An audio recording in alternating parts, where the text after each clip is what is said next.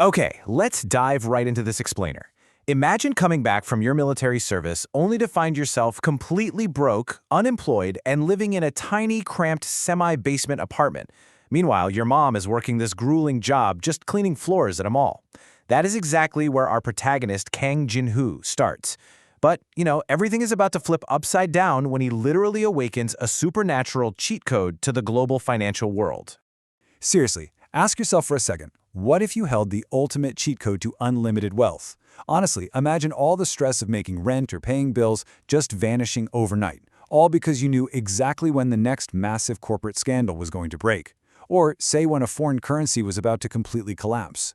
Well, that is exactly the power Jinhu discovers he possesses. He gets the ability to see impending disasters and market crashes way before anyone else on the planet even has a clue. All right, Section 1, the Eagle's First Vision. So Jinhoo's situation is pretty bleak, but the spark of his brand new life ignites when his high school best friend, the Sotaku named Otaiku, manages to recover an old password to a forgotten Bitcoin account. And suddenly, that account is worth 13 billion Korean won. I mean, the sheer envy makes Jinhoo physically sick to his stomach. But then, right in the middle of their conversation, he sees something completely impossible hovering right there in the room. Enter the Oracle's Eye. It's this massive, spectral eagle that literally only Jinhoo can see. Basically, it's a supernatural warning system. The very second he locks eyes with this spirit eagle in Taiku's room, he is hit with an overwhelming premonition that the specific crypto exchange Taiku is using is about to be completely wiped out by hackers. Suddenly, Jinhoo connects the dots. He realizes that a year ago, while he was in the army, this exact same eagle warned him to duck just seconds before a faulty mortar exploded. It literally saved his life. Then, yesterday, he forced Taiku to cash out his Bitcoin mere minutes before the Mountain Hill exchange was hacked into oblivion. And today, the eagle gives him a vision of a highly secretive OPEC agreement to cut oil production. So he takes a small loan from Taiku, bets on the oil market, and instantly makes 800 million won. And you know what he does with his very first real payout? He tracks down the exact house his family lost when his father died, buys it in street cash, and gives his struggling mother the absolute ultimate Christmas present. Moving on to Section 2, the exploding smartphone crisis. Now, Jinhoo decides it's time to scale things up. While he's out buying a simple smartphone for a friend, he touches Samsung's top-tier newly released L6 model. Instantly, the eagle drops a chilling message: this model will be discontinued. Jinhoo realizes right then and there that this is his golden ticket to pull off his first massive corporate heist. But to pull this off, Jinhoo and Taiku have to bet against Korea's absolute biggest conglomerate. For those of us who aren't Wall Street wizards, Taiku sums the strategy up perfectly: short selling. Basically, you borrow shares, sell them high, and then, here's the kicker, you just wait for the disaster. When the price inevitably crashes, you buy them back for pennies and pocket the massive difference. To push their profits to the absolute limit, they also use put options, which is essentially leveraging their money to win astronomically big if Samsung's stock plummets. Their strategy here is totally ruthless. Step 1, identify the hidden defect, which, as it turns out, is exploding batteries. Yikes. Step 2, use Taiko's offshore shell company to quietly accumulate those put options. Step 3, short the stock and wait. And let me tell you, it is a completely nerve-wracking ride. Think about betting your entire life savings against a tech giant. At first, Samsung just announces a minor recall and promises quarterly dividends, which actually causes their stock to go up. Jinhoo is bleeding money, sweating bullets, wondering if his vision was somehow wrong. But they hold their nerve. They trust the Oracle.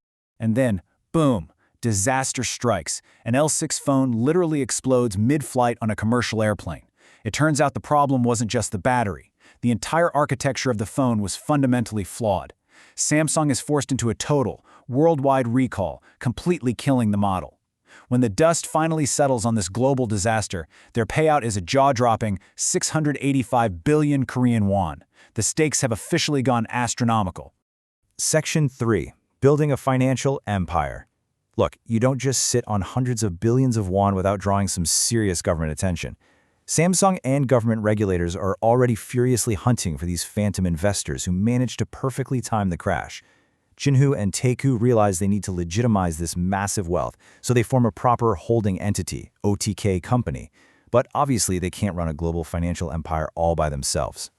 So, they assemble their ultimate corporate heist crew.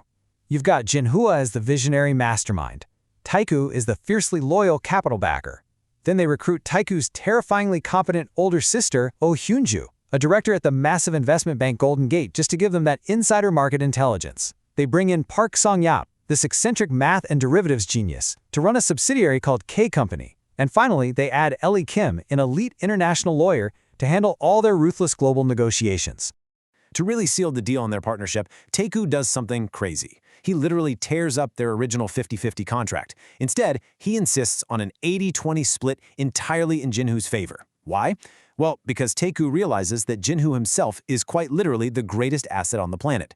By crowning Jinhoo as the official 80% owner and CEO of OTK Company, Taeku ensures absolute, unshakable trust and loyalty for the wars that are about to come. All right, Section 4, the $1 trillion Brexit bet.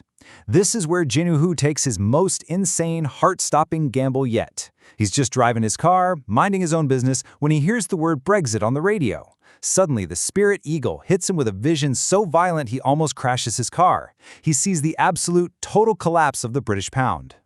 Now keep in mind, the entire global financial consensus, the polls, the experts, the massive banks, every single one of them is betting billions that the UK will vote to remain in the European Union.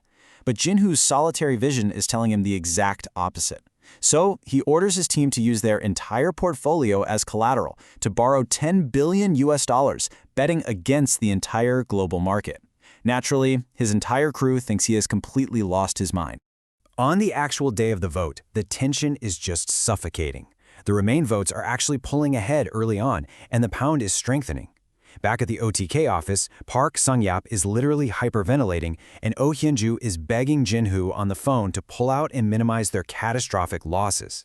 But instead, Jinhoo delivers a completely chilling order. He doubles down. He leverages everything they have left, 50 times over, right at the absolute climax of the vote. And then the hidden voters arrive. The UK votes to leave, the British pound goes into absolute freefall, and global markets just shatter. When the dust finally settles on this historical event, OTK Company walks away with an unfathomable 45 trillion Korean won. I mean, Kang Jinhoo just became the richest, most feared phantom investor in Korea practically overnight. Which brings us to Section 5, Seeking Revenge on Hyundai. Now, armed with practically infinite wealth, Jinhoo travels to Silicon Valley. But listen, this trip isn't just about turning another profit. This is about settling a deeply personal, incredibly tragic score. Because here, we finally learn the real motivation behind our mastermind. It turns out, the money was always just ammunition. Jinhoo's father was a brilliant inventor who created a revolutionary vehicle suspension system.